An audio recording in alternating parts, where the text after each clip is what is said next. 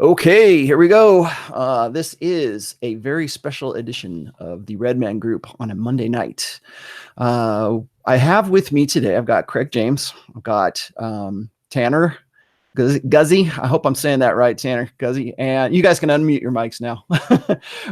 And I've got Tex from Texas Dom with us. People are pretty much familiar with him. And then I have Hunter Drew from the Family Alpha. And I should also say that you guys, you and Craig are also part of the Fraternity of Excellence, right?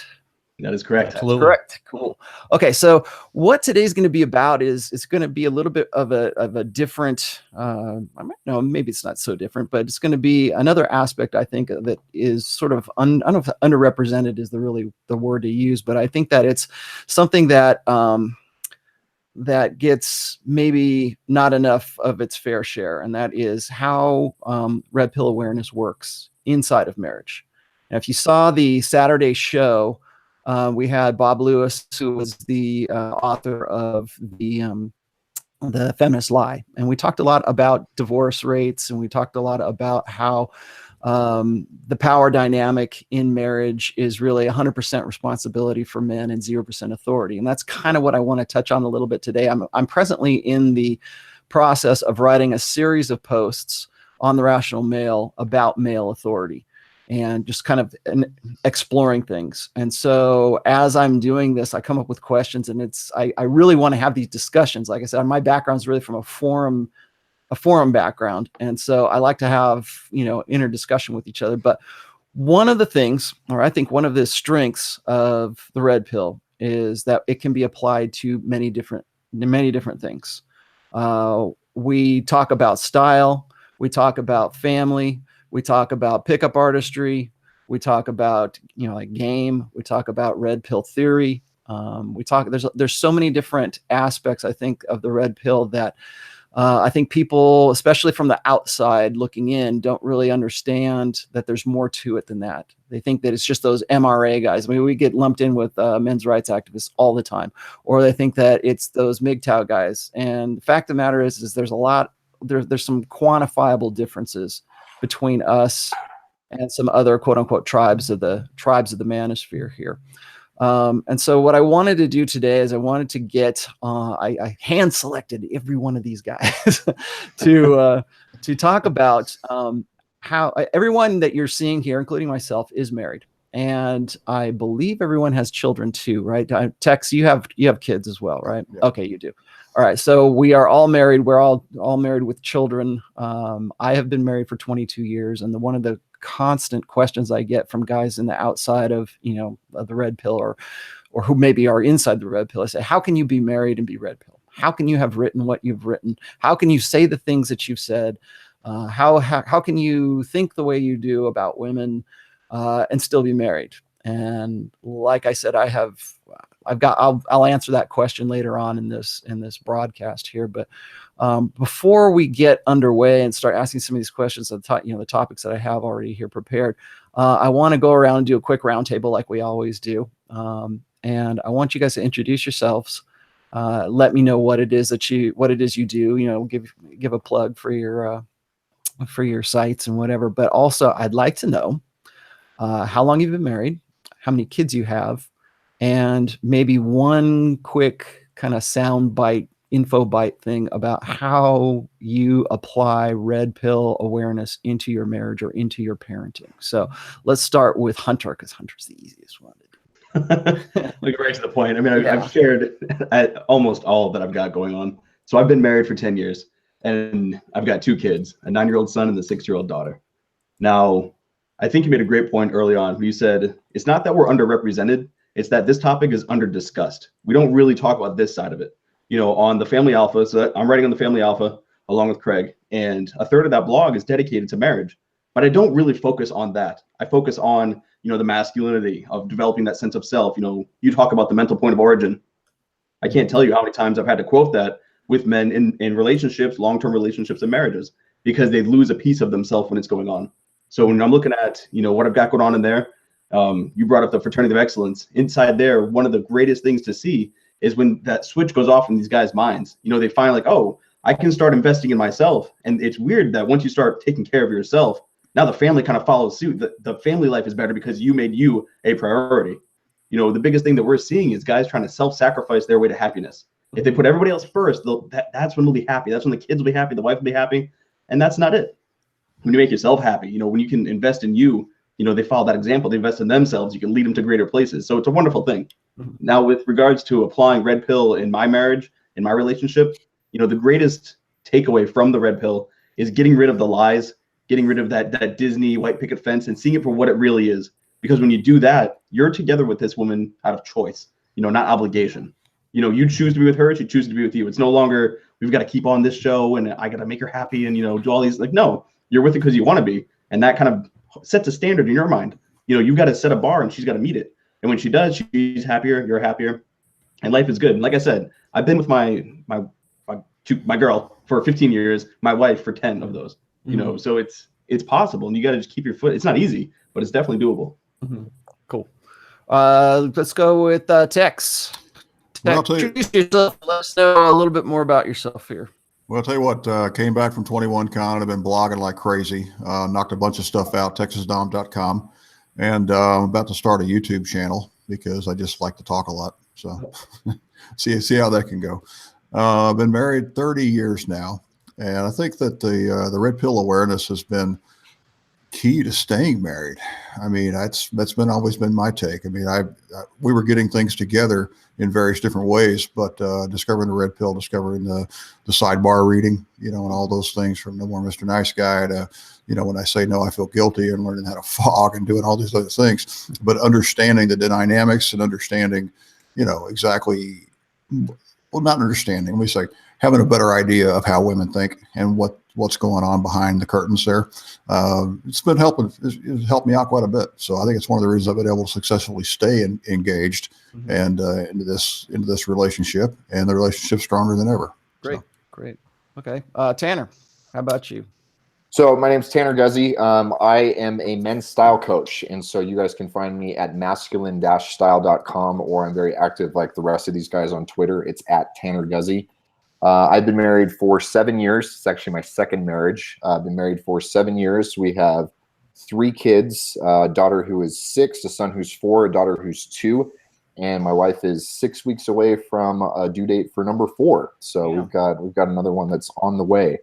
And I kind of first stumbled into all this red pill stuff. It was back in 2009, 2010, when everything was going to crap with my first marriage, and I was trying to kind of figure out how to navigate all this and how to figure everything out. And thankfully, as a result of a lot of this, was able to get out of that situation and then find somebody who really was.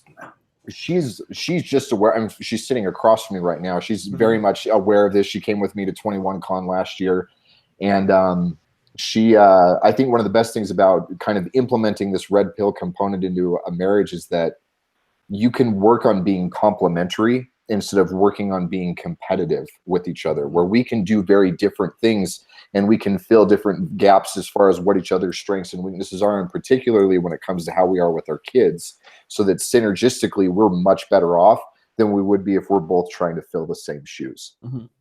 Cool. Now, Craig, you are the unknown, so go ahead. This is your debut on the Red Man Group. Yeah, man, I'm excited to be here. Thank you, Rollo, for having me on and for putting this together. I think this will be a great discussion. I am Craig James. You can follow me on Twitter at Craig James TFA. As Hunter talked about, we do run the Fraternity of Excellence together, and just a little bit more about what that is that is a community of men that is sorely needed today. We see groups of men are being marginalized. They're being told that, you know, it's toxic for men to get together. Even the Boy Scouts, I mean, you see, they can't be called the Boy Scouts anymore. They're Scouts, right?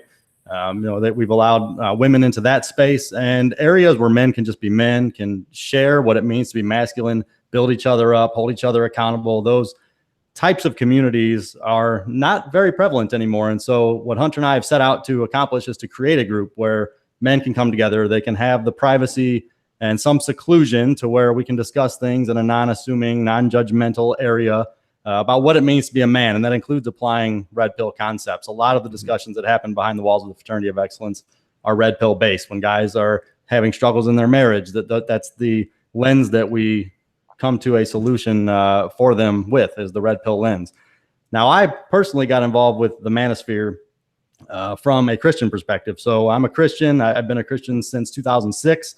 So I have plenty of experience under my belt of not being a Christian. I am not one of these guys who never had sex before marriage. I knew kind of what game was. I slayed plenty of women before I came to understand that wasn't what I should be doing from a morality perspective. But once I found the red pill, it was very interesting. Your writings in particular, Rollo, I really enjoyed, because what I had found to be true through experience and didn't really have the knowledge to really back that up from a more scientific perspective. I found your writings to be kind of the missing link to help me really understand the why behind what I had already found to be true. And so I really started writing, though, because I saw the men around me in my church, and I'm just sitting there wondering, we're in these life groups, Sunday school, if you will, and we're having these conversations, and we have very discussion-based Bible studies. And the women are the ones who are answering all the questions. The women are the ones who are speaking up. And I'm like, and me and maybe one other guy are offering, our opinions on matters, or trying to divulge some scriptural truth to the group. And I'm just sitting there thinking, where are you guys at? Where are the men in here leading their families? They're not talking in here. They're not talking at home. If they're not leading in here, they're not leading at home. And it really irked me. And so I started really contemplating, what it means to be a man, wondering where that fire has gone. And it wasn't just within the church. I look around and I see that with men in general today. And so I started blogging about that. And, after time, I found Hunter. We partnered up. We have the Fraternity of Excellence, the family office he mentioned. We also have a YouTube channel where we talk about what it means to be married and to apply red pill concepts in that marriage. I myself have been married for 12 years. I have 3 kids. They're 9, 7, and 6.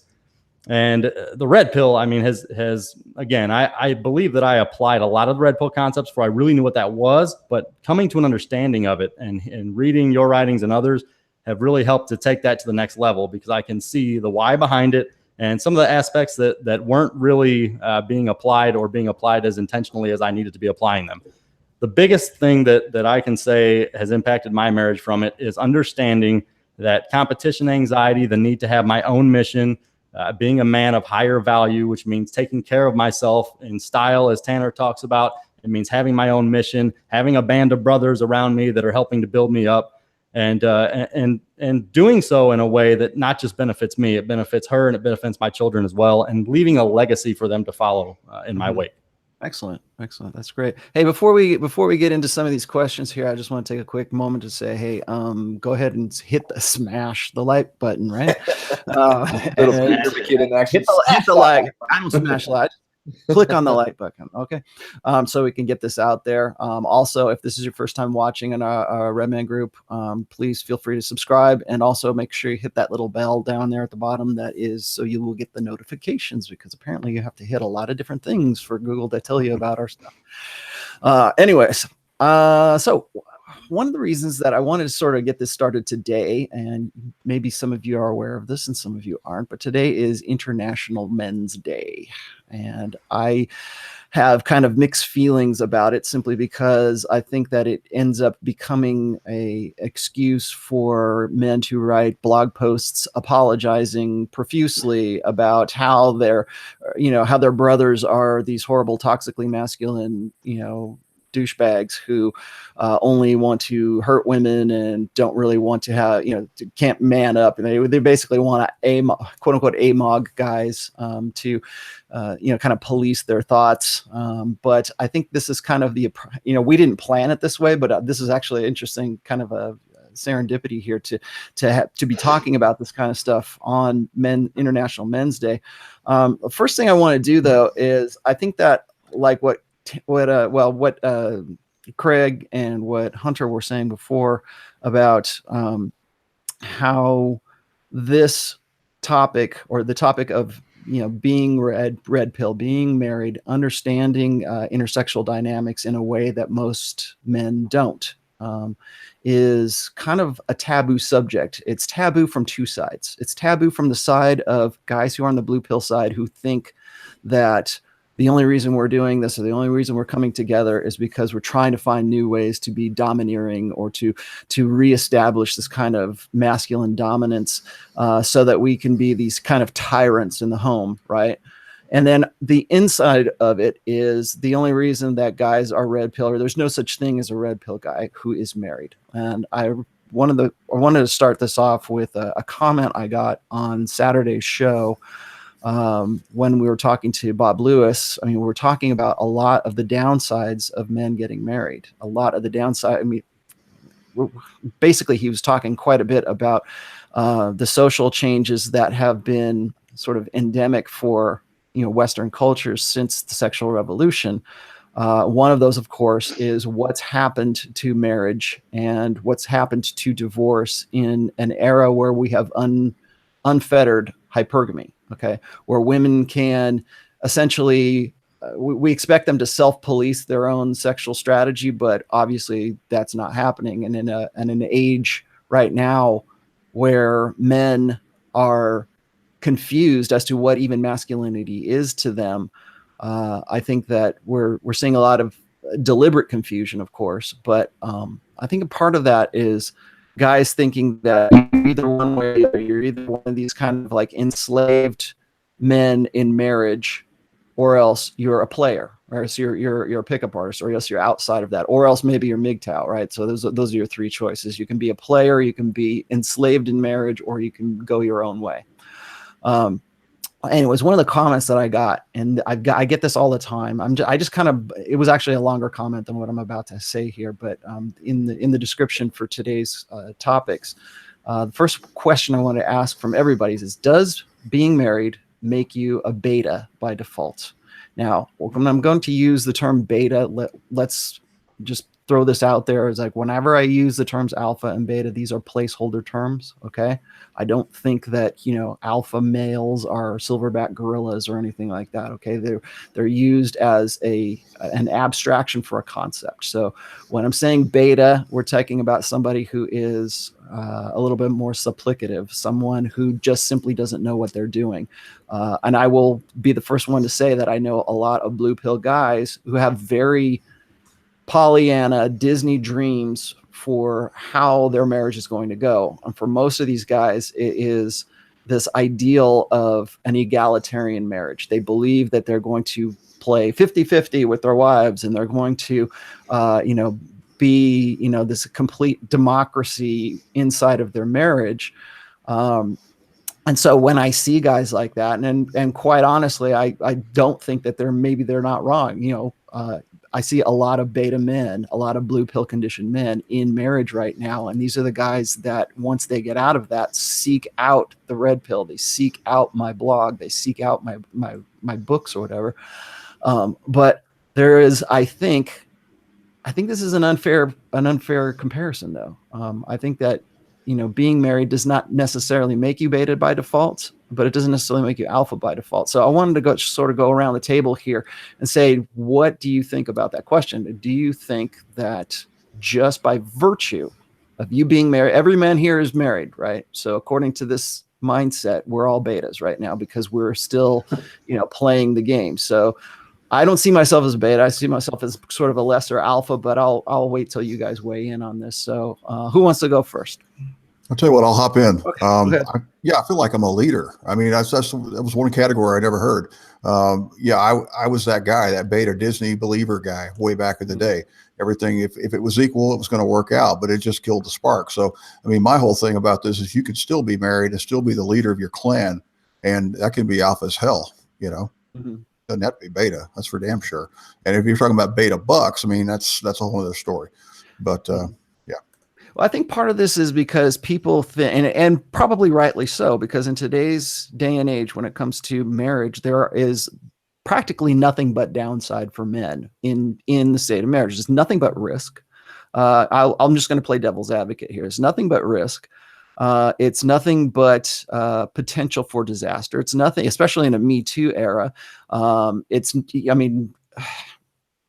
Progressively, there's more risk to even be accused of marital rape right now inside of marriage. So it's like, why? What man, especially what already, if there's a guy who is red pill, what is there in marriage for that guy to really get into? It seems like it's all risk and no upside to it. There's no benefit to it.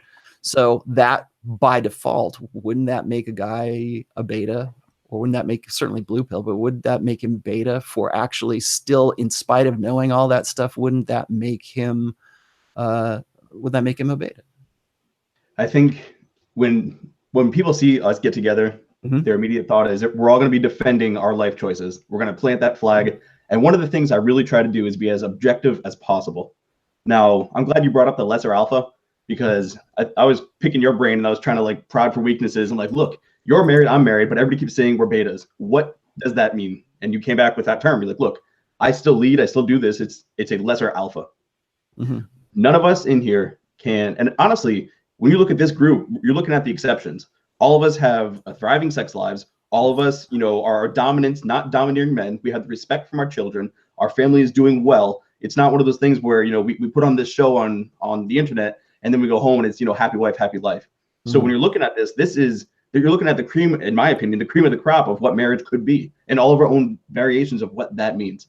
But here's a fact that we all also have to recognize. You are lesser alpha when you have to take care of others. I cannot get up and leave right now and go on a trip, you know, for 3 days to Thailand to hang out with Christian McQueen. I can't do that. He can. So wouldn't that say, hey, that's a more alpha character? Sure. But in the grand scheme of things, is this about being 100% pure crimson red alpha 24/7? You know, it comes down to the man. You know, some of us, I believe, are predisposed towards a more monogamous relationship. I think the way you're brought up, you know, possibly religion. I think some men like LTRs more than they like spinning plates. It's just a preference, you know. And when you look at men who are married, I wanted kids. The only time I ever recommend marriage, it's even if anybody ever asks me, should I get married? The answer is always no. If you've got to ask a stranger online if you should get married, nope, you should definitely not. You only do that if you know, in my opinion, you want to have children with that woman. Because to me, and Ryan brings this up a lot, and I agree with him, there's no difference between an LTR and a marriage. You know, there's nothing really there unless you throw kids into the mix. And I think when you lock it in, you bring in those kids. How could I be running the family alpha and doing all these things if I was also trying to juggle my kids alone? You know, I have a wife who is cooking the meals, taking care of the kids, you know, running all those things. And we talk about the complementary nature of women. She's doing that. So am I a beta because I've got someone taking care of my family and I've got kids that are growing up because I wanted them? I absolutely not. But am I a lesser alpha compared to the single guy who can swing his dick wherever he wants and go do whatever he wants to do? Yeah. If you're going to measure on those, you know, metrics, that guy's going to be more alpha than I. I think a big part of this is really kind of understanding. I think a lot of people seem to think of alpha and beta as sort of demographics rather than a mindset.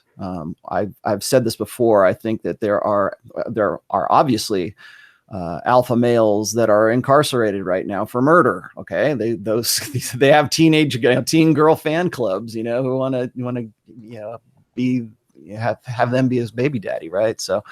But then there's the guys who are leaders of men. Then there's the guys who are the pastors. There's the guys who are the mayor of the town. There's the guys who are just, you know, these upstanding individuals who still have that alpha mindset. Now, are they criminals? No. Does that mean that is criminality a prerequisite for alpha? No. But alpha is a mindset. And I'm glad you're saying that too. Tanner, you have kind of a unique story. I think you went Tanner's Mormon, and Tanner's got how many kids? You got a fourth kid that's on the way, right? And the fourth on the way. Yeah. And the fourth on the way. Do you mind talking about your first marriage? No, not at all. No. Okay. How did you did you learn any when you were doing your intro, you were saying that you had gone through that divorce and that was what prompted you to really kind of like look for, well, at least seek out the red pill in some sense? Yeah, it was even prior to that. It was when things were really kind of falling apart. I was lucky that in the years prior to my actually getting married, I guess you could say I was kind of a natural. You know, I dated a lot of girls. I had a lot of fun dating a lot of girls. And I think one of the reasons why I ended up marrying the girl that I did was because she was the one who presented the biggest challenge. And we'd have good days and maybe we'd get lucky to have a good week, but we never really had like a good month or a good year in the 3 years that we were married. And I remember being really frustrated because it was all this stuff that you talk about as far as, you know, well, I expected to be egalitarian and I expected it to be similar to the relationships of my friends or that I'd seen from my parents or other people around me, thinking, well, I'm a good guy, I'm a nice guy, and I do my best to go out of my way and take care of her. And I basically was, you know, I was a nice guy. and it didn't work, and it sucked. And thankfully, I'm of the mindset where I kind of just naturally take ownership for stuff. And so I thought, okay, well, this isn't working. What else is something else that I can try? And so I started to kind of go down the rabbit hole. It started off with Art of Manliness, and then led to Hawaiian Libertarian and the Spearhead and all these sites that are now defunct. And, you know, half these guys who are on here don't even know this stuff anymore because it's been that long. And that's when it all started to click. And for me, especially within my religious beliefs, I think one of the things that was so interesting was that it clicked doctrinally. The idea that men and women are, that we're different, and that's an eternal aspect of our identities, and that is a complementary nature, especially because within my religious beliefs, we understand that marriage, when you make that covenant, when you go into that, that is part of becoming the best that you can be. And I cannot be the best version of myself without having a wife and being able to have an eternal family. And that would not be the case if men and women were exactly the same, right? Mm-hmm. And so that complementary nature of it, the way that aligned with the red pill, with my religious beliefs and everything else, that's kind of how that all started to coalesce and come together. And thankfully, it helped me be able to make the decision and recognize that this marriage was not going anywhere, and it was certainly not an environment in which I wanted to bring kids, because we were awful, we were miserable, it was terrible. And as hard as the decision was, I was the one who made the decision to file for divorce, and you know, got remarried after that and have a fantastic relationship. And thankfully, going into the dating pool after that, I knew what I was looking for. I was looking for somebody who wanted to embrace those complementary roles and wanted to be someone who, she wanted to follow me. She wanted me to be the leader. She wanted me to be the patriarch, rather than it being this kind of unspoken thing that you resent, or that I'm a pseudo patriarch because she allows me to be the patriarch because she really has the authority or something else, but a very good doctrinal understanding of the complementary nature, and that I have been called to lead the household. That's my responsibility. Cool. That's I'm glad you said that, because that was the next area that I kind of want to get into here. And that is the area, or the concept of male authority. Now, I would say most of the people here are religious in some respect.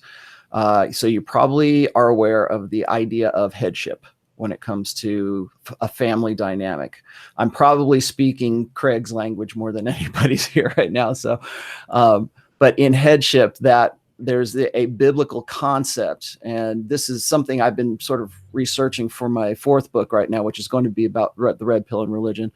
But headship, to me, it seems to me in most modern church cultures right now, is something that has been sort of sublimated, or it's been subverted, I guess, by the feminine imperative, by a feminine influence. Part of that is that there used to be, under the old social contract prior to the sexual revolution, there was a understood sexual contract between a man and a woman, that a man was going to be the one who had authority. And I hear this a lot from MGTOW circles as well, where it's like they and I agree with them. One of the biggest problems that they have with traditional conservatives is that there's this constant harping on men to man up and to have this responsibility and to be the head, be headship and follow the biblical headship. Follow you.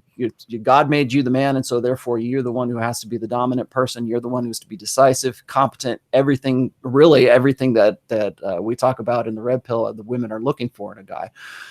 However, in this day and age, and it's just a question, in this day and age, do you, in your marriages, each one of you, in your marriages, do you feel that you actually have some sense, or maybe some concrete sense of an exercisable authority over your wife, your kids, and the direction that your family will take in the world?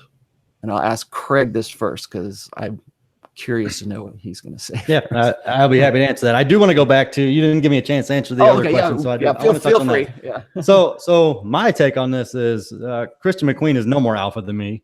What is alpha? Okay, yes, he might have more personal freedom to do what? I'm doing exactly what I want to do. I chose to be married. I chose to have a family, just like Tanner was talking about.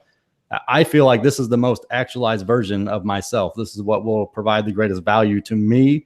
It will provide the greatest value to the legacy that I leave behind, and to the eternity that I will be inheriting. So You want to talk about alpha? To me, what an alpha is a man who knows what he wants. He goes after what he wants. He's his own mental point of origin, and he doesn't give a damn what other people have to say about it. That is what an alpha is, and that is how I'm living my life.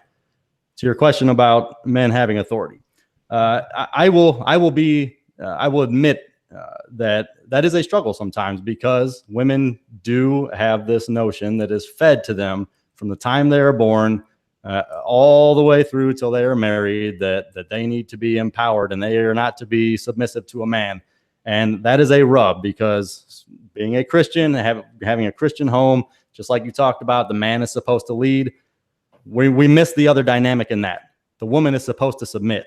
Women want to hold the man responsible for everything, but they don't want to give him the authority, and that is a problem.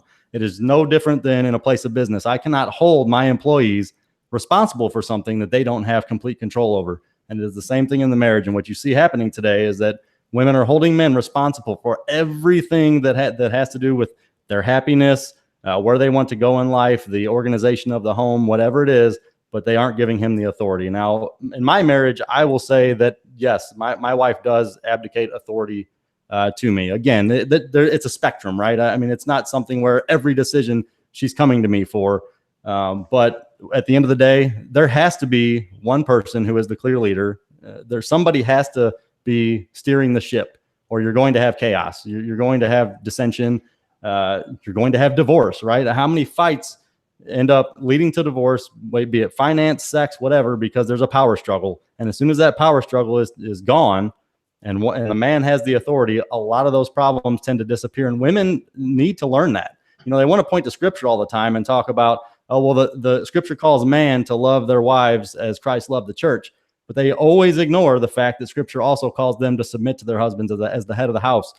And, that is not a conditional commandment that God gives in scripture, that God gives through his word. He does not give a condition. Submit to your husband if he does X, Y, and Z. There is no condition. And so, yes, there has to be that authority. And I will be the first to say that. I think any marriage where that authority does not exist, where a man is going to be held responsible but not given authority, that marriage is doomed to fail. And that is exactly what you see happening in so many marriages today. Yeah, I hear you. And I understand that. But here's the other thing. I'm playing devil's advocate here. As the world turns right now, as it is in society, in the government, in the state backing, women have men by the balls. They have men.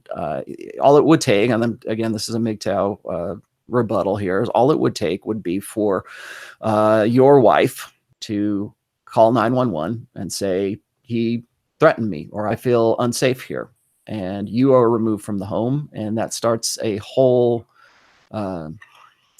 landslide of consequences that come after that. So what the rebuttal to this would be is that men do not actually have any true or real authority in the home, certainly not with a woman who's not their wife, but over women in any shape or form. In fact, if anything, it's as women that have more authority over men. How do you see that playing out, that authority, that I don't call this power struggle, but I guess it is a power struggle? How is it that you can convince a woman to accept your authority and to submit to your authority when she already knows in the back of her head that she already has the state to back her up on anything that she wants to do? So if it comes, I was just reading a thing today about how they're trying to, maybe they haven't, maybe they've already done it, but they're talking about stuff like financial abuse as a term for divorce, or a form of spousal abuse, is that if a woman is not given enough money, then that is a form of abuse.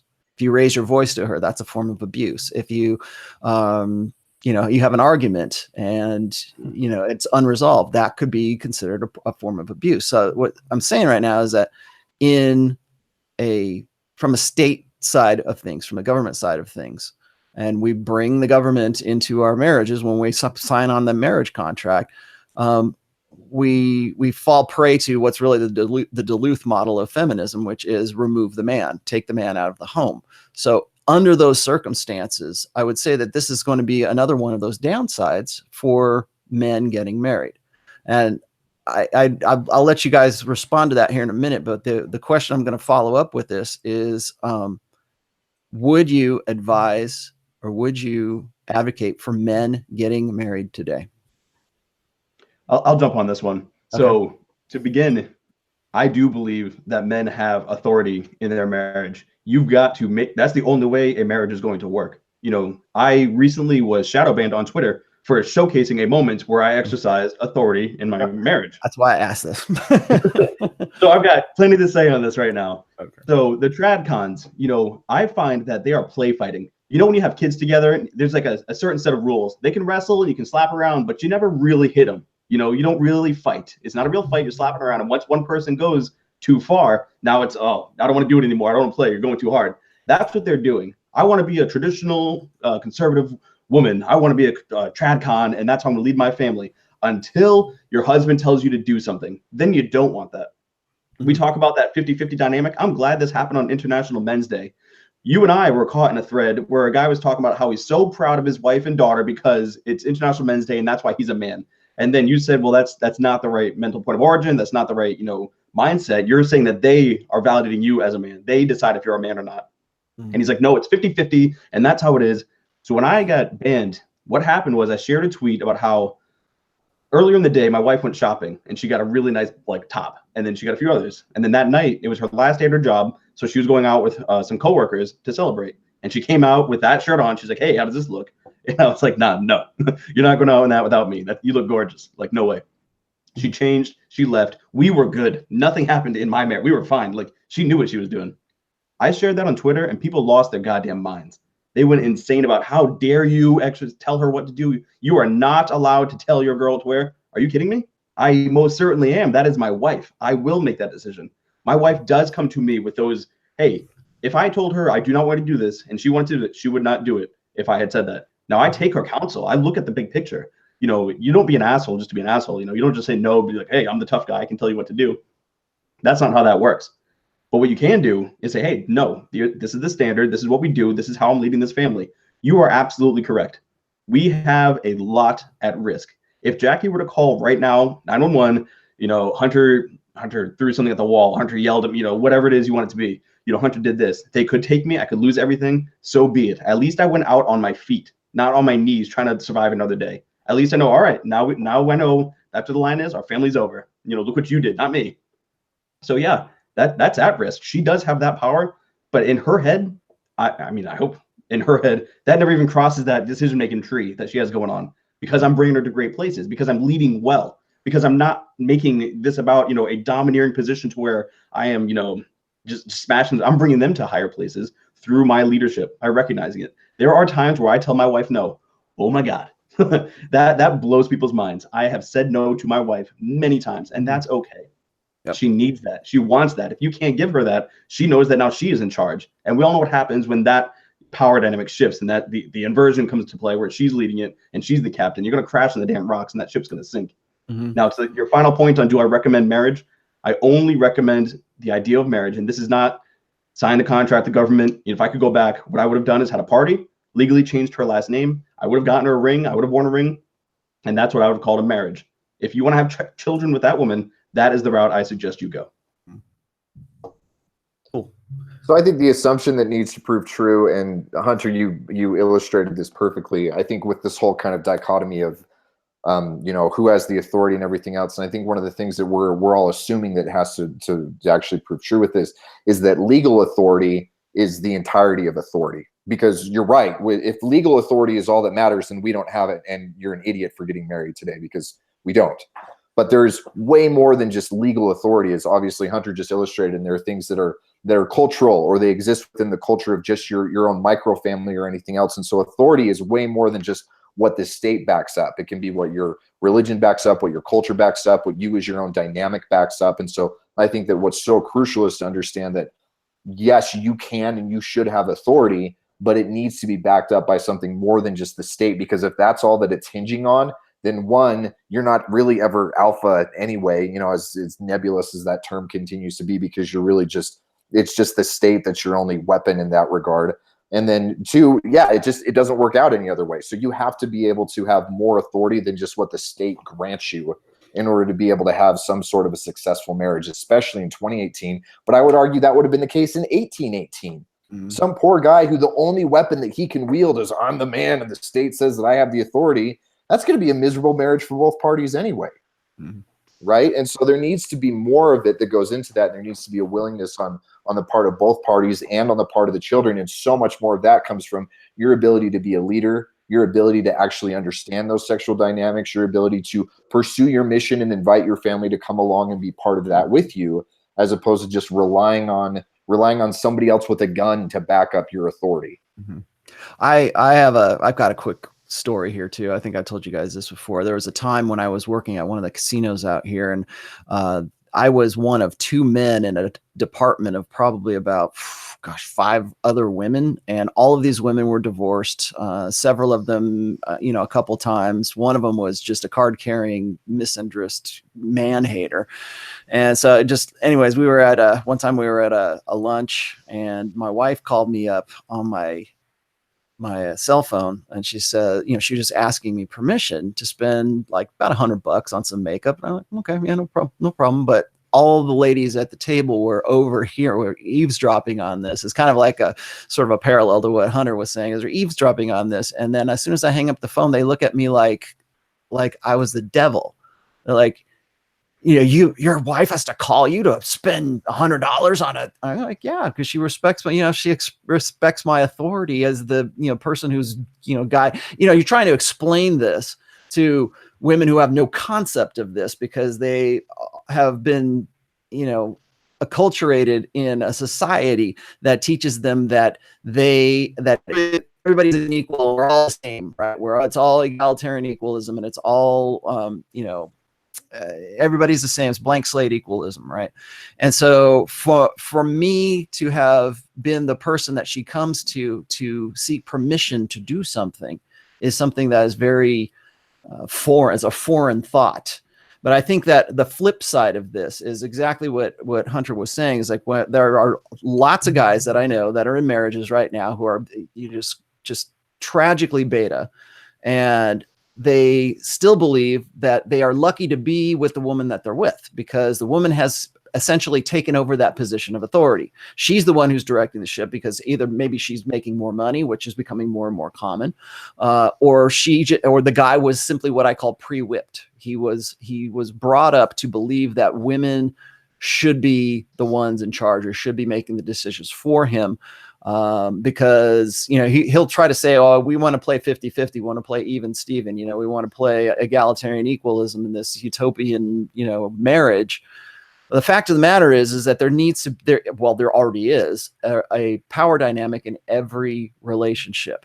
So when you have a man and a woman who are, pretending to play equally in a marriage, there's always somebody there who has the more dominant hand. And usually if they're both acknowledging that, it's usually the woman that has that, because ultimately at the end of the day, like we were saying, the state backs her up. And then second of all, she's got the vagina, and guys simply don't want to rattle the cage. They want to keep, smooth sailing, and they want to keep the pussy spigot going, right? They want that constant sex. And if they know that if they don't constantly say yes, then their wives are going to hold out on them, or their wives are going to drop the hammer on them, which of course is just, straight up, withholding sex.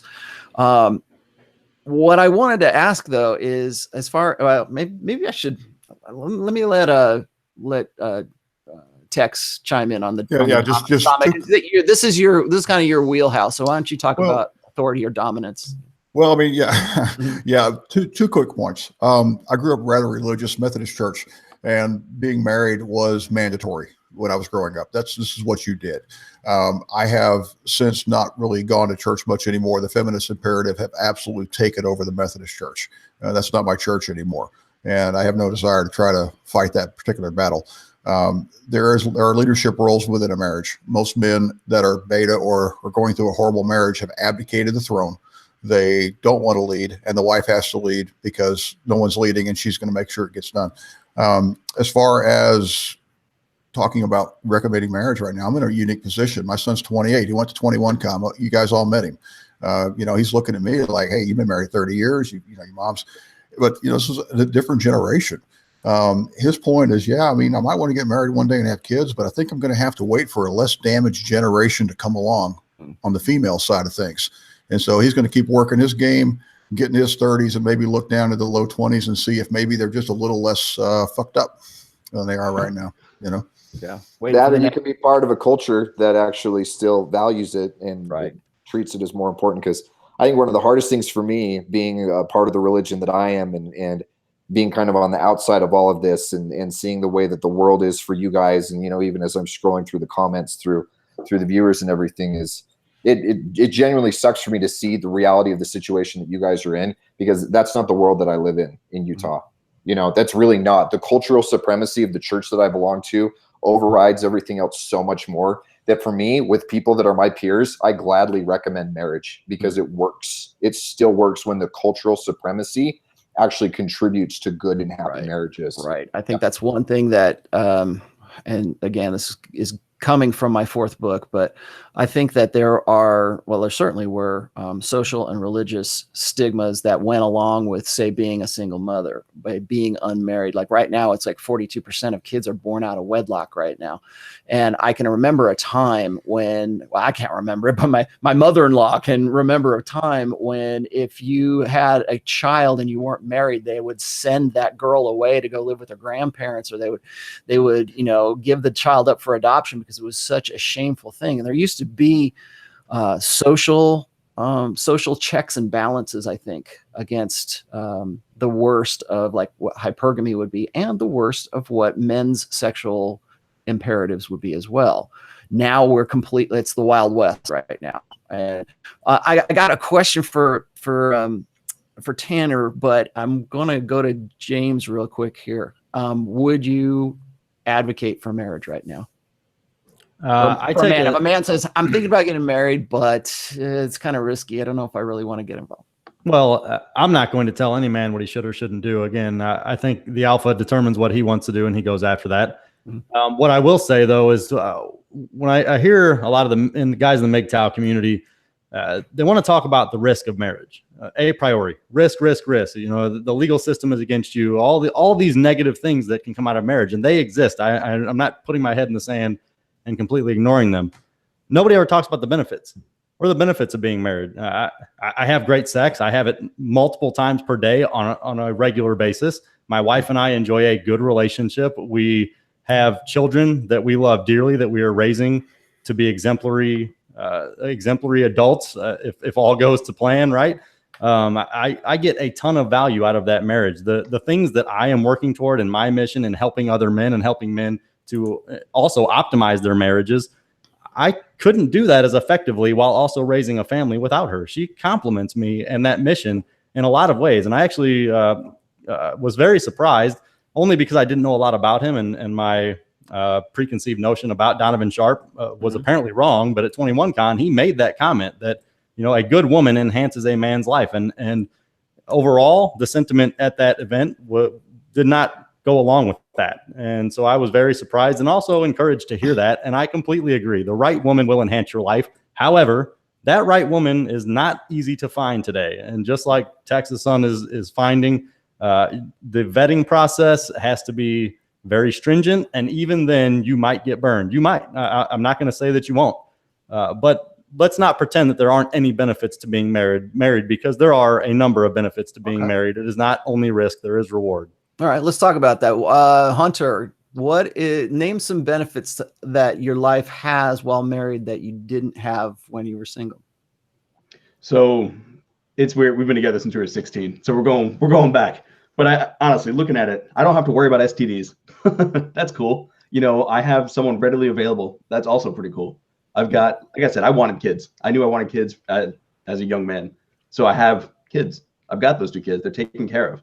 And as we were talking, Tanner brought up, sex is not it. You're allowed to freely expand that little bubble of, it's all about pussy. It's all about getting chicks. No, you can think about bigger things because you've got that unlocked. That is dialed in. I'm not trying to chase tail. Tex is talking about all the energy he spent chasing pussy. Guess what? When you can keep that energy up and you can put it towards your personal endeavors, You know, I work a full-time job, yet I'm able to hang with this fucking online community, which is incredible. You know, to be able to keep the Family Alpha going, the Fraternity of Excellence, all the things that we have going on top of a job. You know, I coach my kids. You know how awesome it is to coach your kid and see him win a championship, and you're up there as the coach. Like, you kind of pointed in directions and the kids got it, but that's a life experience that in my life, that's awesome. You know, that's what I wanted, and I'm getting that. Having a wife to support that, you know, she makes it easier to do all that crap I want to do. You know, she's on the sidelines, you know, doing the work behind the scenes, and I'm getting the glory. It's nice. It's good to have that balance, somebody that you can.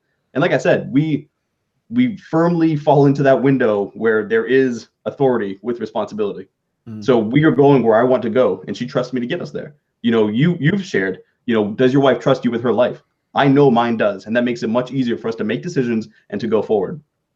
I think that's real. That's one of the reasons I told Rich that when Rich was asking me, you know, name something, you know, how do you vet a woman for marriage? And I told him, I said, that woman if you can go to that woman and say, hey, we're going skydiving and I just packed your parachute for you, let's go. Is she going to go with you? You know, does she trust you in that situation? And then that's the most extreme way of saying, you know, that's a stupid illustration, but there are little giveaways and tells that when a woman sees you as her security provider, as opposed to her being your mother, right? So I think there are too many marriages right now where guys, like you said, abdicate that authority to their women. And it's not even a question about the state coming in. It's like, they're just ready to give it away. They just like, you know what, you're the one who's got all the authority anyway. So you go with it. And I don't think that women really want that. I think in a healthy relationship, the polarity is the key to a healthy relationship. And that polarity is a dominant and a submissive partner. And that in any relationship, even homosexual relationships, there's always going to be a dominant and there's always going to be submissive. In any relationship, the one with the most power is the one who needs the other one the least. Okay. And I think that's where the MGTOW idea is that women ultimately, because of the state and because of the conditions that we're in right now, ultimately can say we need men the least.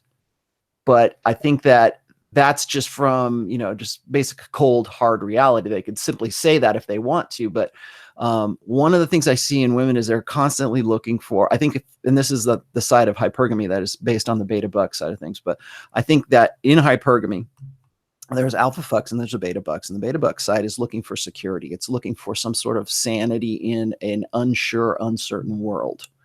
And they look for that as a form of competency, in a form of competency with the men that they're with. So a man needs to be competent at a great many things. Dr. Jordan Peterson calls it, of course, now it's dominant, or it's competence hierarchies. But what I think is interesting, and I don't mean to harp on Peterson too much here, but I think what's interesting is he's very big on dominance hierarchies when it comes to men, when it comes to males. But when he gets into a relationship, when he's talking about how he settles disputes in his marriage, it's all 50-50 or it's all egalitarian.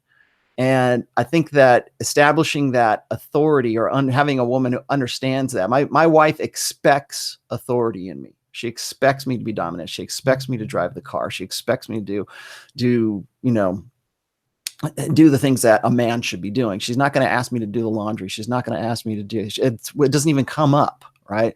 So I think that what I hear a lot, and this comes to the next question I was talking about, what I hear a lot from the opposition here is that you can't out alpha the state. You can't I think there's this idea that you constantly have to game your wife. You constantly have to be the guy that is playing this role all the time. And I understand why they say this, because I hear a lot of guys say this. They will say, I wish I could just let my hair down. I wish I could, that's why they want to talk about vulnerability. That's why they want to talk about, sort of emotional availability and that kind of stuff, because they want to be able to release that burden of performance. They want to say, you know what, I'm married now. She loves me for me. And this guy is thinking that she shares his concept of love with her.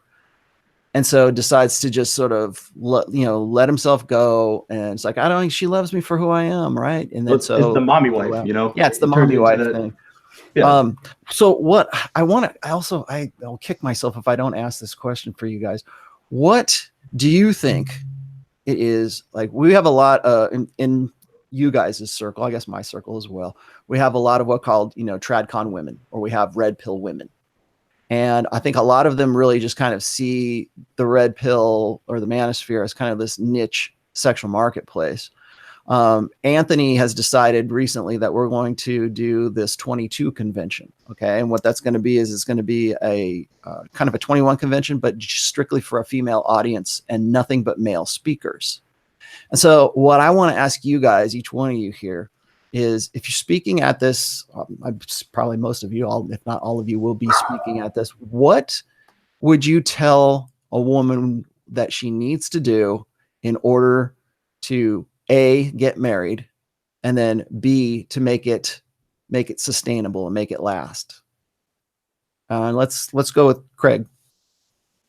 You would pick me first, man. Yeah. That's tough. That's a tough question. I'll be honest, Craig, man. you got it. Yeah, What would you tell? Because it's almost hard. It's almost harder to like conceptualize actually telling this to a woman than actually coming up with it, I think. So, and it's not that I mind telling it to a woman. It's that almost my entire focus, what I do online, what we do in the Fraternity of Excellence, it's all geared toward men. I don't typically talk to women about the things they need to do. So, however, what I can draw upon is the things that I see in my own life. I was telling my wife just yesterday, we were talking about our financial situation a little bit. And I told her, I said, I don't care how much money you make. Like, I will take that burden, I will put it on my back, and I will provide for the family. What I want from you is to appreciate me, to take care of the home, take care of the kids, and make sure that all of the other needs, other than financially or in terms of managing the home, are met. I said, I will be the provider. I will lead. I will provide the direction. I just need you to help and compliment me in that regard. And I could see this kind of veil just drop. Like, I could just see that she felt relieved to hear that from me, because like I said, we were talking through some financial matters. And, I think that for women, they just need to get past this notion that, men care about their career. They care about how much money they make. We don't. I'll let the other guys talk. Maybe they disagree. I don't care. Even when I was looking for a woman, I could care less if she was driving the crappiest car ever. If she got out and had a nice pair of legs and a good rack, I didn't care, right? I wanted a woman who I found sexually attractive and who would compliment me. And when I say compliment me, that's all the things we've been talking about. Be submissive, follow my lead, compliment me in terms of providing that feminine influence. I can't provide that for my kids. I can't do that. Women who try to be these alpha males and have these masculine characteristics, my children would be damaged from that. And I couldn't allow that. And so when we talk about vetting, that is something that any man who wants to have a successful marriage and parenting relationship needs to be looking for, a woman who does display that femininity. So that's my off the cuff answer. That's a great question, by the way. Okay. So Tanner, how would you make women great again? What do they need to know that they don't know when it comes to marriage, when it comes to red pill awareness? Well, I think to kind of piggyback off of everything that Craig said, which I agree with, one of the things that's important, I think, for a lot of women to understand is that femininity is awesome. And you should be able to thrive within the feminine as opposed to rejecting it or kicking against it. Because yes, culturally, so much of the macro culture that we belong to tries to train them into believing that somehow that's lesser, that is oppressive, that there's so many things that are wrong with it. But as I've watched women in my own life, whether it's my wife or as I watch my daughters who are being raised up to embrace their own, and that's one of the best things about having kids, is that they don't have to deal with all the cultural baggage. They just deal with whatever you present to them. And so watching my daughters be unapologetically feminine, and to see the benefit that brings into my life and to see the benefit that brings into my son's life, I would say learn what true femininity is, both in how it relates to, I would say 3 ways: how it relates to you as an individual, how it relates to you with other women, and how it relates to you with the men in your life. I can help you out here. I can tell you what I would like as far as our relationship, our dynamic, what I want you to bring to the table, but you have to want it for you, and you have to want it for how you relate with the other women in your life. But if you get over this idea that somehow femininity is lesser, or that it's only sexual femininity or something else, but you fully embrace what it is, the freedom that that gives you and the way that it opens doors for happiness is incredible. And I see that firsthand. Tex, what do you say?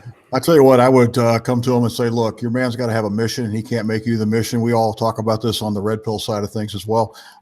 If you get butt hurt that you're not on a pedestal, then you're going to fail. If you watched your parents and how they interacted and you think that's the way to do it, chances are you're wrong.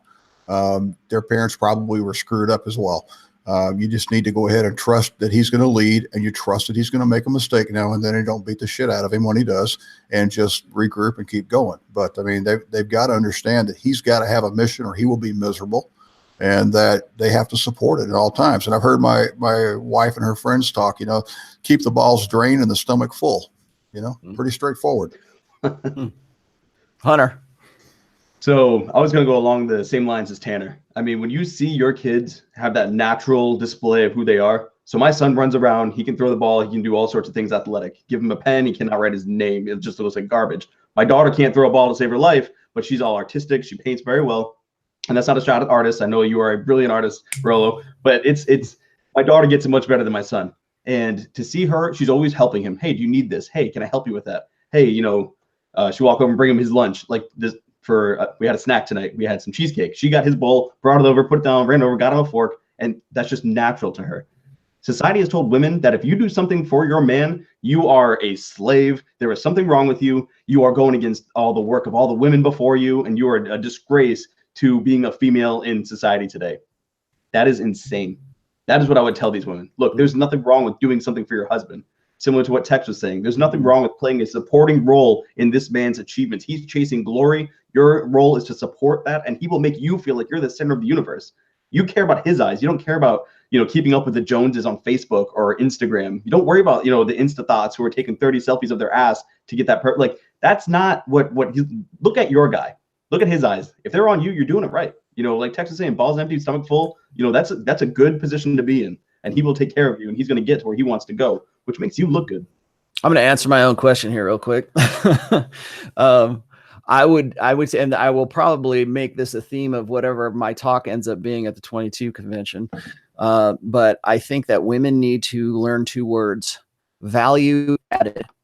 Because right now I don't see women with anything more than their sexuality. And right now, and this is very common. I see this when I get TradCon women criticizing me.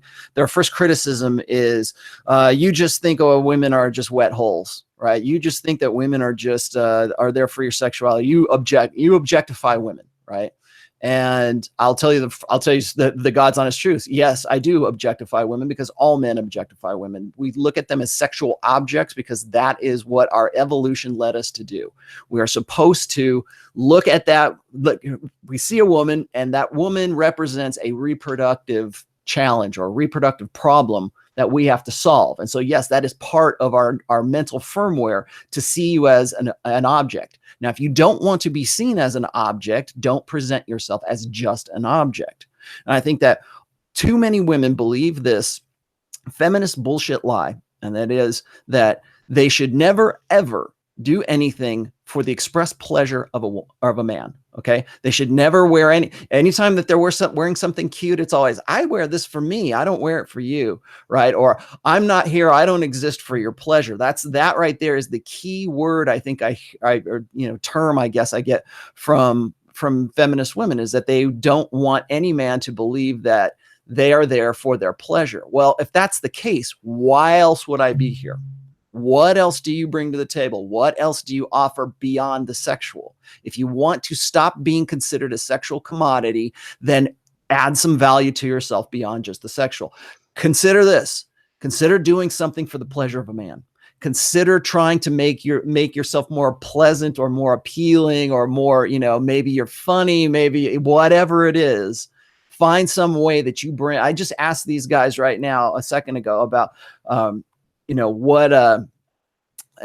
we've just been talking about their wives and everything. And it's just like, what is it that they get from marriage that is a benefit to them?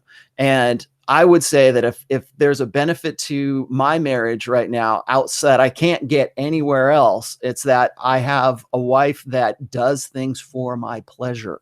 She does them not because she's she comes in, she'll look sexy or she'll do something funny, or we'll do, she does things out of the ordinary for me. It's like some kind of surprise, some kind of, whatever it is. It's something that expresses that appreciation that I think Craig was just talking about a little while ago here, is that there's that need for men to have that appreciation. So anyways, that's answering my question. Value added, ladies, if you really want, if you want to be a red pill woman, consider that.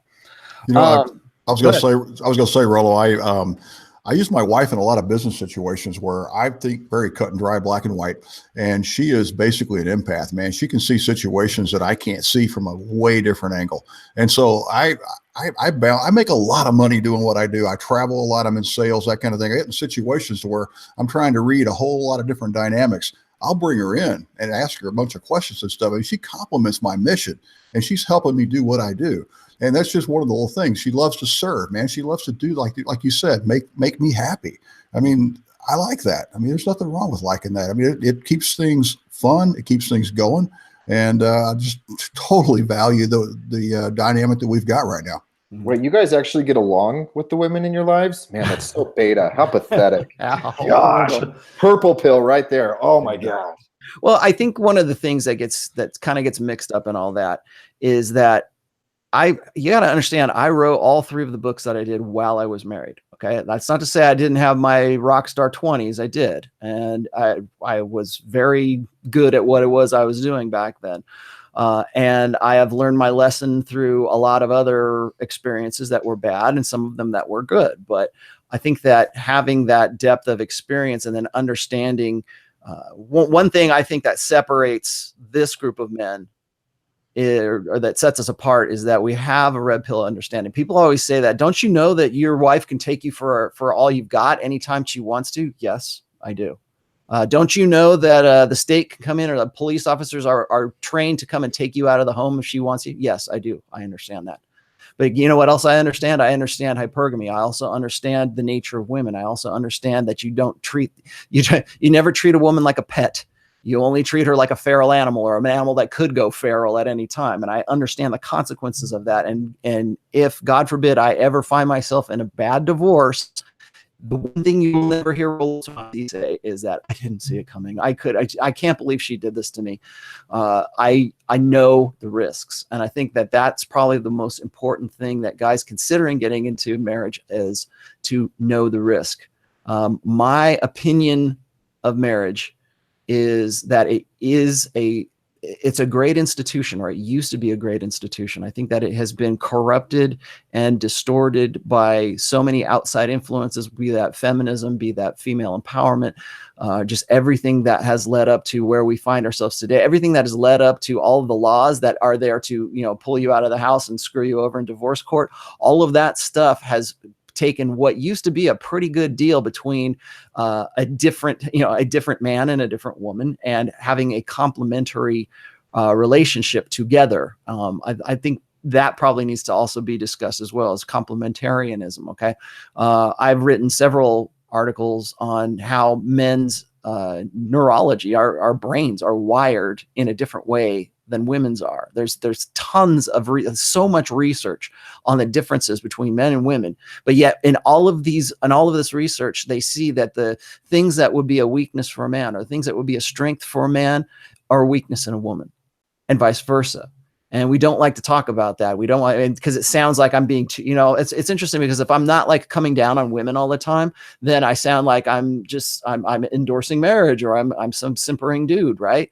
But then if I'm only talking about the differences, if I'm only talking about how fucked you're going to be if you get married, then suddenly I'm an asshole and I'm against marriage or whatever. I'll let you know right now, I'm not against marriage. I think it used to be a great deal. I think now it's screwed. And I think that there is a set of obstacles and a set of challenges for a man to have to consider if he's going to get married. James Craig was saying, is I'm not going to make any decisions for any other guys. I'm not even going to try to talk a guy into getting married, because I don't think that it's a great thing. I think that with the right person, with the right understanding, with a lot of key elements that have to line up, it can be great. And I always tell guys, I said, don't use my marriage as the benchmark for your, whatever you could possibly have, because you ain't me, and my wife ain't going to be your girlfriend or your wife. Okay. So that's why I don't give prescriptions. That's why I don't give 12 steps to, here's how you get, here's how you get the perfect wife, right? No guy's going to have the perfect wife. And I think that once you start looking at the struggles that guys have, like, I mean, Ryan's a great example of this. Ryan runs the Married Man Red Pill Reddit, and he sees this all the time, where guys are going in there and they're just frustrated, but they still want to stay with it. They still want to stay in that marriage. Like I talk to guys all the time who I think probably would do better if they just simply got divorced and went their own way and he did his own thing and everything. But these guys don't want to do that. Most guys that I deal with who are awakened while married, they don't want to leave their wives. They want things to get better with their wives. They want to make it work. They have maybe it's this idealism that they have, but they want to make it work. And I think that there's something inside of guys that, once they've committed to that thing, it's a concept called strategic pluralism for men. It's like men who are good looking, and like, so you got a Christian McQueen, he can go out there and bang chicks, and it's in his reproductive best interests to go out and do that, right? Because he can't be with one woman. But the guys who are lower on the SMV, the guys who aren't going to be able to go out and capitalize on that, it's in their best interests to stay with one woman. And there's a lot of other things we could get into about this, particularly with regard to paternity. I believe that men have an innate need to know paternity, and this also comes back to their need to protect women. One of the other parts of this is that we just had that shooting not too long ago at the country bar, I think it was. And what did men do? They threw themselves in front of the bullets to save women that they didn't even know. And so I think that there is, and this is something that I don't think we really talk about enough in the Red Pill community, is that men have this innate protector drive for women.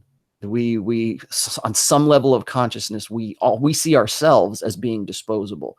And if given the right situation at the right moment, if you give a guy long enough to think about it, he's probably not going to do that. But if you say, bam, here's a gunshot, what are you going to do? Most guys are going to go and throw themselves in front of a bullets, right?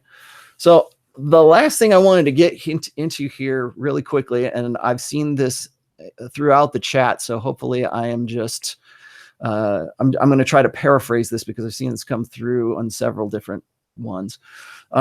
Guys already say that once you get married, the sex goes off, that there is no more sex after marriage. Or, I mean, I've got a list of stats here too. I think it is 22% of all marriages in in the United States and the UK, 20% are what are termed as sexless marriage. Now, a sexless marriage is having sex once a month. That's it, or less. And then there's like, I'll call the stats up here in a minute, but there's a stats for guys who haven't had sex in the last 6 months with their wives. And it's this constant, it's one of the things that comes up the most.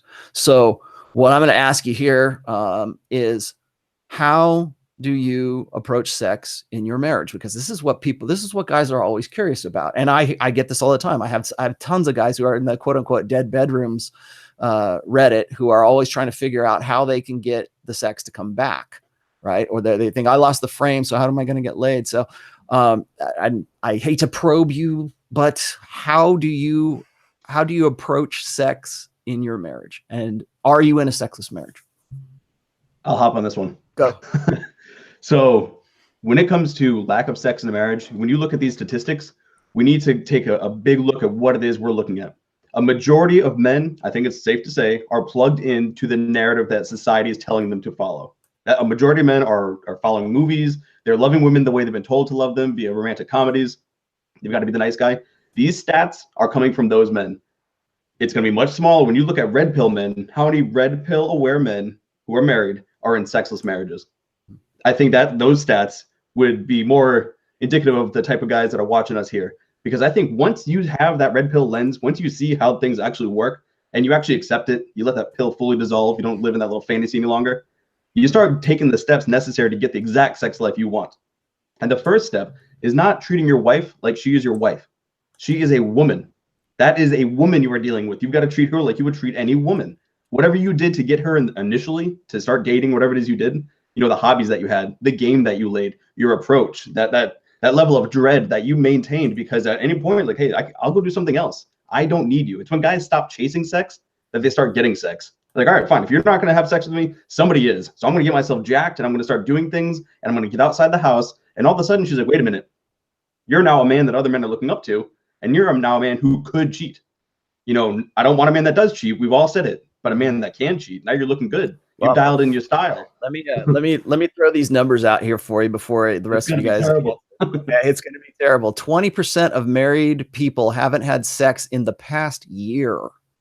Having sex more than 10 times per year, or excuse me, less than 10 times per year is the definition of a sex. 20% haven't had. 20% of married people haven't had sex in the past year. They're not married. They're cohabiting. With each other. Married, With yeah. each other. With each other, yeah. Having sex less than 10 times per year is the definition of a sexless marriage. 16 million is the number of women over the age of 50 have low sexual desire. To blame, they say low testosterone, men's sexual desire dips with age. Let's see what else is on here. 2 times women who had their ovaries removed are twice as likely to experience low sexual desire than women who went through menopause naturally. This is the one I wanted to look at here. Okay, there it is. That's Hunter's speech at 20, the 22. 15 to 20% of marriages in the United States and the UK are sexless marriage. 20 to 30% of men say they have little or no sex drive. 30 to 50% of women say they have little to no sex drive. So, you know what's amazing is they have no sex drive with their husband, but when they go out or when the guy goes out, all of a sudden it's through the roof. All of a sudden they're this freak in the sheets. Yes. It's not a matter of low libido or your hormone. I mean, there are exceptions. Somebody might have jacked up hormone levels, but for the majority of the people out there, the guy is way too fat and he's not attracted to his wife. He has no game, you know. And I'm gonna bash the men because that's who I'm talking to. If you get yourself dialed in physically, if you get yourself your fashion, she's gonna follow you. Your woman follows your example, not the advice you're gonna put. She's not gonna have sex with somebody who's like wheezing after 30 seconds. You know, that's just not attractive. It's not like you have asthma. Like, I'll let Tanner go here in just a second, but I just want to say this is that I think too many guys are afraid to experiment. They're afraid to rock the boat. They're afraid to be the kind of man or to turn themselves into the kind of man that their wife would actually want to have sex with. Right? They're like, what? First of all, because they believe in this egalitarian bullshit. But then the second of all, it's like they don't think that their wife would be like that. They don't think that their wife has that capacity, and so therefore they don't ever experiment, or they're worried that if they do experiment, that they're going to get cut off, like they're gonna be out, you know, sexless. Go ahead, Tanner. Go ahead. Is your wife still there? No. Oh, wait a minute. She got finished eating dinner. She went to bed. Yeah. Yeah, it's an interesting one because I think one of the things that's worked for us is there was just kind of the understanding before we even got married that, you know, once that happened, no is not an option. It's just not. And part of it is that she has to trust you enough that that's not going to be. I mean, my wife she's 9 months pregnant.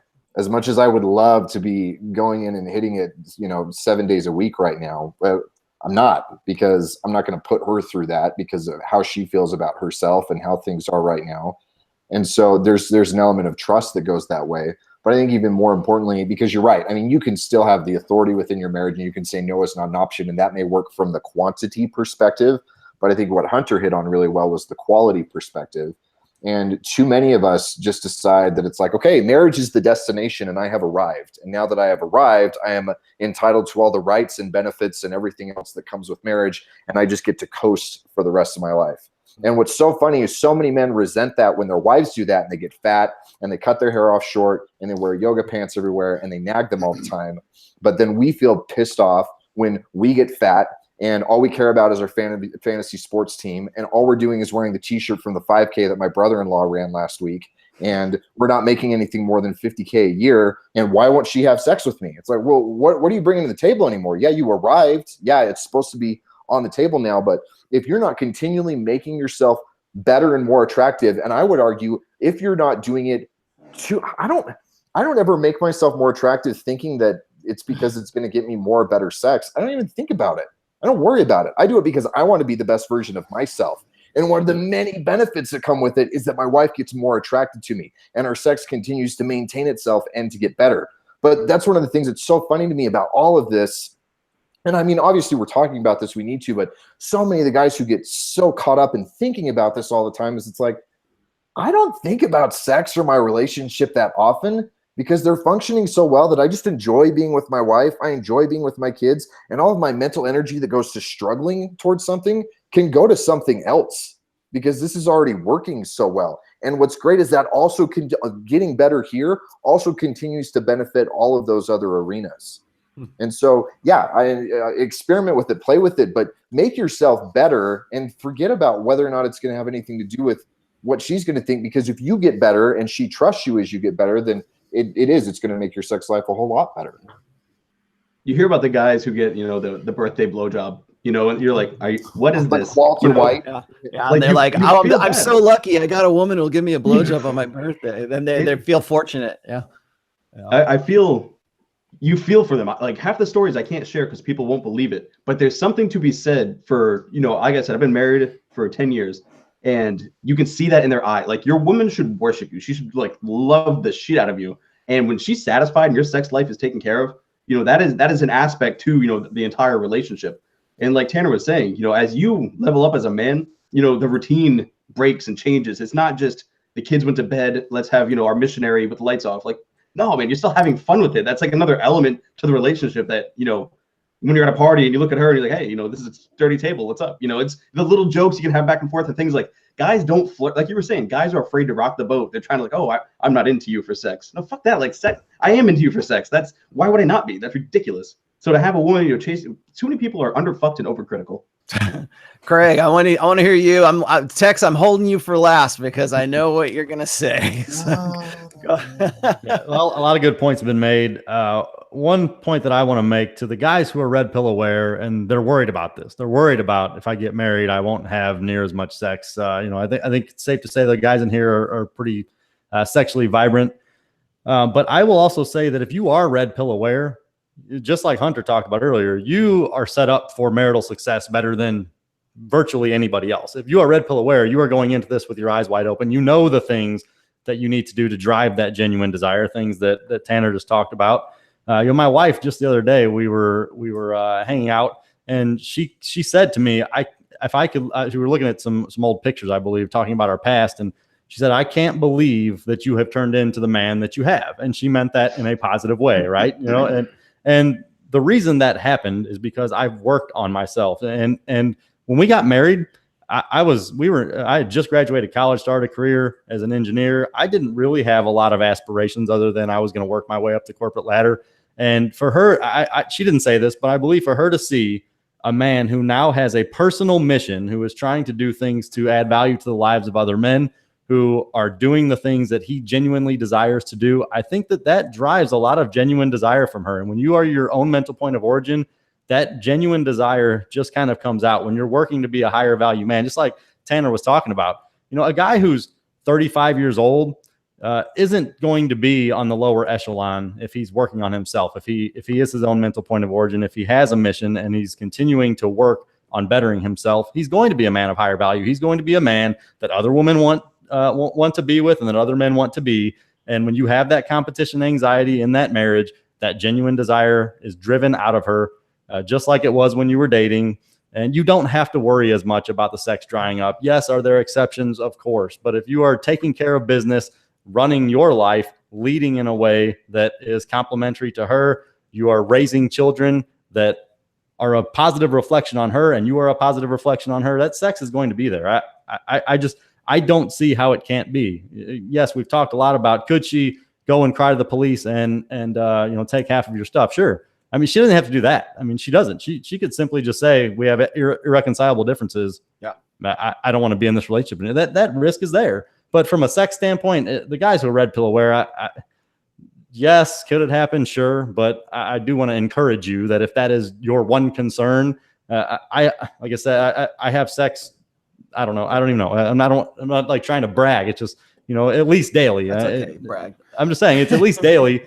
And it's not sex that, that my wife isn't enjoying or that she doesn't want to have. This is stuff she initiates it half the time, right? Just because she sees me and she wants to get down. If you're red pill aware, the sex is going to be there. I think almost naturally. All right, take us out, Tex. Okay, well, I'll just say that I won't get into my whole story, but Anthony's going to release a 21 con talk at some point. You can hear the whole damn thing. But I will just say this much: we were just about probably close to divorcing 4 or 5 years ago. We got our act together through a series of events that worked out well for us. But the reality of it is, being red pill, is that we burned our ships. I mean, we're not going back. If this doesn't work, we're done. And so I think that's the advantage of having a red pill relationship, is that, you realize that you both have to step up your game and you both have to do things the right way. And if not, you're out, because you're aware enough to know that there's life after all this stuff. And so, the sex is, it's never off the table. And that's the whole thing. But like Tanner was saying, there's responsibilities as well. I mean, if your wife's sick or whatever, when are you going to go in there and try to, bang her and all that? No, you fucking, take care of her, and hopefully she gets better. And all of a sudden, next thing you know, one of my buddies said, you don't abuse a good horse. You don't run him into the ground. I didn't really like that analogy that well, but it worked for him. But yeah, burn the ship. There's no going back, and red pill can actually keep you married much longer than most guys will ever be married, just because we are aware of what's going on. Yep. All right, gentlemen, it is now 8 o'clock here on the West Coast. So that means we've been we're going for another half an hour, right? I think so. Yeah, we could. Yeah, I'm good. Yeah, everybody's still good for, I don't know did anybody have to go or anything like that? I don't think so. I want to add one thing into this. Sure, that's come up. Both, we've talked about this, especially the idea of like adding variety, and then also stuff that I've seen a lot in the comments. I think one of the ironic things about this is we're talking so much about masculinity and so much about what it means to be, a real man and being good at being a man and all this stuff. And one of the most common threads that's come up is fear of risk. And I don't know any culture in any point in time where men have been totally risk adverse and decide, well, it's not worth it. It's just too risky. Now, that doesn't mean that you have to take foolish risks, but the idea that somehow, well, I would love to have more variety in my sex, but it's too risky. I can't. There's nothing masculine about that. Or I would love to be in a great relationship and a great marriage and raise kids, but it's just too big of a risk. I just can't. I don't think I'll ever understand how we can harp on what it is, and not us, because obviously we're trying to practice what we preach, but how, and maybe we have been guilty of this. I try to avoid being guilty of this myself, but how can we talk about what it is to be truly masculine when we're so risk adverse? Yeah, I was going to say is that I see that a lot too. It's like we're worried about what could happen, or like guys are always saying, well, you can't out alpha the state. She's always going to have you, and you know what? That is part of that risk. And I think there's a quantifiable difference between a guy who goes into a marriage believing all of the blue pill Disney fairy tales and the happily ever afters, and getting taken to the cleaner and the divorce proceedings and everything else. There's a difference between that guy and the guy who has listened to this or has read my books or have been part of this community, and they understand the risks that they're getting into. Dude, that's me. Yeah. My ex-wife threw me in jail because I didn't sell our condo in time. I'm still paying off the debt that I had to go into in order to take care of that divorce 7 years ago. I know the risks. I've been there. No, I haven't had it as bad as other guys. We didn't have kids. I haven't had them taken away from me, but I know the risks and I still see the benefits. And so for all these keyboard warriors to say that, well, no, it's too risky, it's not worth it. You just, either you're too afraid or you just don't see the value in it enough to recognize that it's worth it. But for a lot of us, it is. Or maybe you're the beta, not you, Tim. Right. Yeah. Well, what's the worst that can happen? When you look at it, what is the worst that can happen? if you're red pill aware and you know what you're getting into, and we talked, and I literally said this, in the very beginning of this whole discussion, is all right, if it doesn't work out and I get brought to the cleaners, okay, but I went out on my terms and I at least gave it a shot. I knew I wanted kids. I knew I wanted marriage. I fucking tried. I gave it. If this doesn't work, and I've already told you guys all this, I'm taking the Dan Bilzerian route. I'm just gonna play poker and go hang out with Goldman. And okay, man, like whatever. It didn't work. I tried. Some people that's all you can do. I can't go back and like undo anything, and I wouldn't if I could. I'm going all in on this marriage, and this is it. If this doesn't work, okay. I'm not afraid to be alone. I think there's a lot, and this is particularly in TradCon circles, there's this idea that it's your duty as a man, like it's part of your responsibility for you to actually be a man, like to get the man medal, whatever that freaking is, right?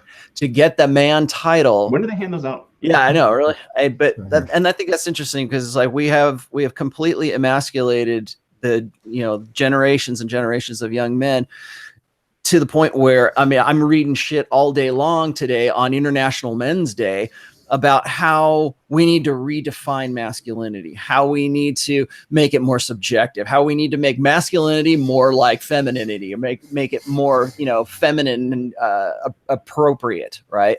And I see this, where I see guys who say that they are they're confused. I can't live up to all that masculine hype. I'm never going to be Mr. I'm never going to be a pro wrestler. I'm never going to be, I'm never going to be that guy. So they give up on that. And then we expect them to redefine or recreate masculinity in some capacity. And we've completely given up on like these rites of passage. Like we don't have, these tests of manhood for guys to go out. We see that as bullying, or we see that as hazing or something like that. Or, God forbid you're Jewish and you have a bar mitzvah or something like that. I mean, you really actually take that seriously, that, at that point you become a man. And I think that there is a situation right now, and we're seeing generations like this Lost Boys generation that we keep talking about in all the Jordan Peterson stuff, is we see these guys who don't know what masculinity is. They don't know what manhood is. And so they either try to create it or make it up for themselves, or they allow women to tell them when they can be a man, when they get to be it. They don't give them the permission. They don't give themselves permission to be men. And so you have these guys, and we say, okay, your responsibility to be a man, if you want to get the man medal, if you want to get the man title, you have to create a life to here's all these responsibilities. You got to do this and this and this, and you've got to check all these boxes off. And if you don't man up and you don't do what we tell you to do, then you don't get to be a man. Or the opposite of this is a real man does X, Y, and Z. And usually that X, Y, and Z is whatever is fulfilling that woman's life strategy or her hypergamous strategy, right? And I think right now we really, if I have maybe this is a good question here. It's like, what would you tell men about marriage that you think is the most important thing that they need to know before they did get married? Making myself clear. What was that question? I was going to say, well, we already said, what would you tell women about what they can do to be a better wife, right? What can guys do besides? Okay, and I'm just going to throw this out there as obviously being red pill aware and being in the community, or understanding the risks that you're taking. I think it's one thing to say, well, there's all these risks to it, but there's another thing to see those risks and accept those risks. And so what I'm saying is, what would you tell those guys about? What would you tell those guys about the risk? What would you tell them? Is it? We've tried to talk about what are the benefits of being in marriage, but like, what would you do to tell guys about the risk itself? I mean, I would start, if I was going to talk to a guy, and let him know that the standard that you've set, the mission that you're following and all that, that doesn't change. Your relationship status does not change the standard you've got to perform to as a man. Mm-hmm. And when you're married, a lot of people like to do that. You're going to find significantly more shit tests. You're going to find significantly more people telling you what real men do. A real man would do this with his wife. We saw it when I got shadow banned. We saw it today with International Men's Day. A real man would let his wife wear whatever she wants out of the house. No, you don't give up your authority. You take on the responsibility. You don't give up your authority. You can't. And if you do, you are going to be, you're screwed. You're going to lose the respect from your wife, the respect from your family, the respect from everyone. And you're going to find yourself, it's like a self-fulfilling prophecy. All the things you were scared of, you brought them to fruition because that's you became something that you weren't. You lowered your standard because, I got the girl. No, that doesn't change anything. You're always getting the girl. You're always getting whatever it is you're pursuing in life. And your marriage doesn't change that. So don't lose focus. Well, I think what really sucks for a lot of guys is the recognition that when you don't have the state backing you up, that means that maintaining that authority in and of itself is a responsibility. You have to maintain that authority itself, because you don't have anybody else who's doing that for you. And obviously, if you set the right tone and you have the right dynamic within the family, then that becomes easier. But it's not something that you can just rest on your laurels on. Marriage is not an arrival. It's just, I love the way Hunter put it, that whatever the mission was that you had set before, you have to continue on that, because so many guys, the mission is, I'm going to sleep with X number of girls, or I'm going to get married. And then once I get married, then my mission is I'm going to be a good husband. And that's not the mission, because if that is, then you fail. It doesn't work like that. Yeah, I think that if you're going to tell a man something about marriage, it's going to be like, don't get complacent. I mean, don't get lazy, because then everything all falls apart. I have found that, in my own case, guys, they quit being adventurous in the bedroom. I mean, you like sex. Trust me, your wife likes sex as much as you do if you're doing it right. And these guys have got to figure out, you got to keep inventing and keep talking and you keep doing the things in the bedroom that rock her world. And the minute you stop doing that, I mean, it's, she's going to get bored and ready to stop working it as hard as you are. So, I mean, it's don't get complacent, don't get lazy, and work hard in the bedroom. Don't stop. Yeah. Great. So my only comment really is that, you need to be prepared to bet on yourself. If you're not confident that you have what it takes to be the man in that marriage, to be the masculine head of that home, you need to get your own house in order first. If you're not ready to bet on yourself in that situation and have the confidence that you are able to lead and to lead well and to do all the things we've been talking about today, you're likely to fail. You need to get your own house in order before you jump into that situation.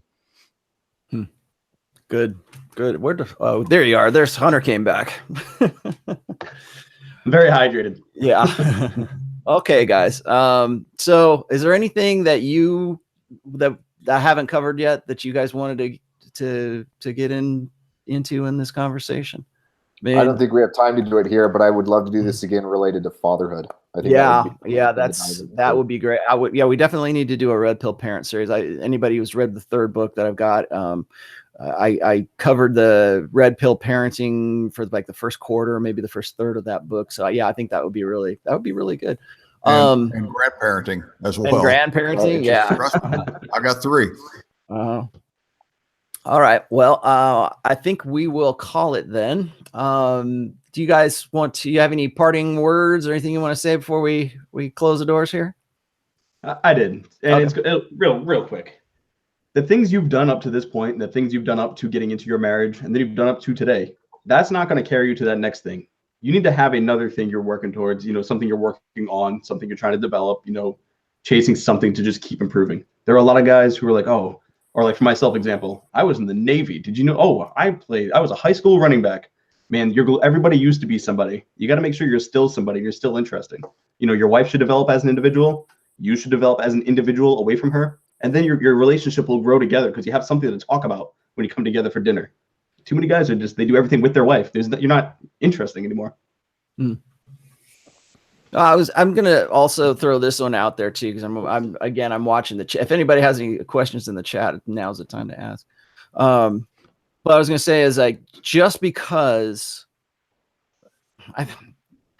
you're talking about this kind of stuff, just because you are talking about marriage because it's interesting. This conversation that we're having right now would never have happened to probably my grandfather's generation. This wouldn't even be a topic because things were different back then, right? I mean, we didn't have the degree of feminism we have. We didn't have the social conditions or any of this other shit that we deal with on a daily basis right now. So understanding the differences between men and women was just something that you were raised with, or that you're, I mean, maybe this gets back to what Tanner's talking about parenting here, is like you had that knowledge that was brought to you by the generation of men that was before you. One of the things that's going on right now, like I said, the Lost Boys generation, guys are looking for that direction right now. It's clearly they're looking for it because they're looking for it in a guy like Jordan Peterson, or they're looking into it for pretty much anything else. They want somebody to tell them to make their beds, right? Because nobody's ever told them to do that kind of stuff before. And I think that now the conversation that we have to have, because we haven't been allowed to have this conversation. Like right now, us getting together, or God forbid at the 21 convention, is something that men are not allowed to do. We're not allowed to have those conversations. We're not allowed to come together just to talk about this kind of stuff. And I think that it's very important. But the other thing is like how is it that we can have these conversations, we can talk about the stuff that we do, but yet on one side we're from that, or we're held back from that, from a social order that doesn't want us to get together. But then on the other side, if you do get together and you start talking about that kind of stuff, then suddenly everybody suspects you of being purple pill, or they think that just because you're talking to these, a lot of people, I would say that a lot of people who are going to watch this are going to go, oh, those guys are purple pill. Those guys, they know enough for red pill, but they don't know enough not to get married, right? And they think that it has to be this hard division or this hard driving line. And I would also be the one to say that, yeah, you do have to have that. But I think that if you are in marriage, if you have, like, for instance, what am I going to do, right? Okay, am I going to go divorce? I'm not going to tell you guys go divorce your wives, because if you do, then you'll be really red pilled, right? You'll end up being, you have that knowledge, so you should know better than to get married, for God's sake. I mean, Tanner got married twice, right? I think there's something that is inside of men where they want to have that pairing at some point. They want to be in a situation where they want that. Like even the guys who are like hardcore MGTOW, what do they still do? They still get the waifu, right? They still get the sex doll. They still get this something that fills that need. And I really think that there is some sort of need that is there. When we're talking to I was talking to him, but like when I listen to Roosh right now, Roosh has kind of come back from like really what I consider a red pill sabbatical, because he got into a relationship with a woman, and it was a long-term thing. And then he got out of that, and he's decided that he wants to be red pill once again. And what I see happening here is I see a guy who's gone through all this.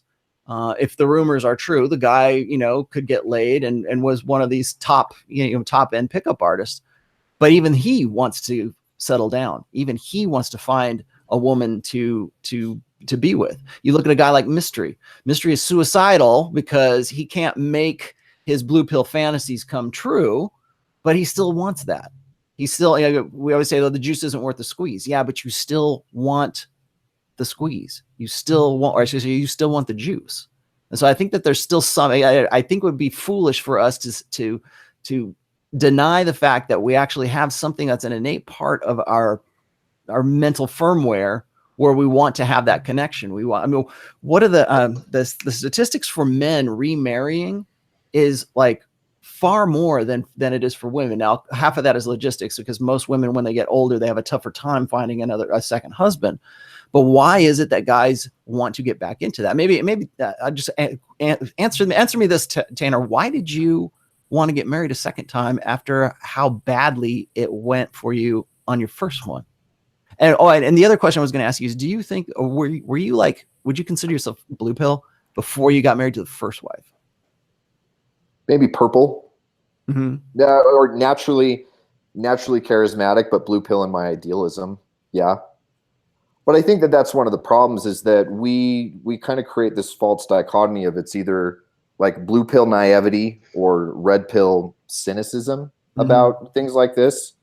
And for me, honestly, and it's funny because I know I'm going to get accused of blue pill or purple pill with this, but for me, it's not only is it a religious obligation, but with my understanding of my relationship with God and what my potential is, that's also the ultimate vehicle for happiness. And it's always funny for me to hear guys in this court of the internet talk about how miserable I must be or how foolish I must be, when I absolutely love being married, and I love having my kids, and I love being able to be freed up to think about other things and have my stress come from other areas of my life rather than dating or getting sex or something else. And I genuinely do. I love my wife. I love her companionship. I love the conversations that we have. I love the trips that we get to take together as a family.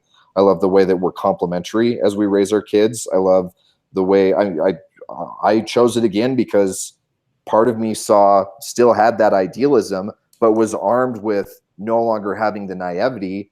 And maybe I am just stupid enough that I just thought, okay, I can do that. And I have been able to do that. So some of that naivety armed with some actual real knowledge, you combine those two together. And at least for me, it's worked out, and it's worked out fantastically. Okay.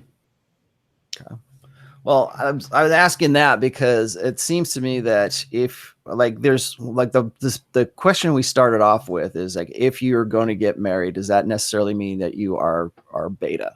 Or does that mean you're still blue pill in some way? I think that really kind of depends on the guy. I think it depends, but I'm like I said, maybe I should explore this a little bit more in another essay or something, but I think that there is some sort of inbuilt part of men, because obviously there is, because we want to protect women. We're willing to throw ourselves in front of bullets for women. So there's obviously some sort of protection side of things. When we talk about, I think we need to do this again. I think we need to talk about fatherhood in the next one, but we need to talk about fatherhood from a red pill perspective and what we would teach our sons and the importance of paternity and all that. But I think that there is really something that is part of the male mental firmware that at least at some point in man's life drives him to want to be with just one woman, or at least have some sort of family setup. You know, I mean, maybe it's multiple women, maybe it's polygamy. Maybe that's the answer, right? I mean, that used to be in the Old Testament. That was a big deal, right? So but there's still that grounding. There's still that man who wants to see his kids grow up. There's still that desire to have children. That's why I think the importance of paternity would be a really good show topic for us. All right, guys. So should we do this again? Absolutely. Yeah. Absolutely. Okay. We'll keep it as a special thing for Red Man Group, or maybe we can do it on the family office sometime if you guys want to take over duties or something like that. But I think it's important. I think it's important that we have these conversations, because if we're just going to sit here and blanket everything out and say, hey, we're going to just, if you get married, you're blue pill, right?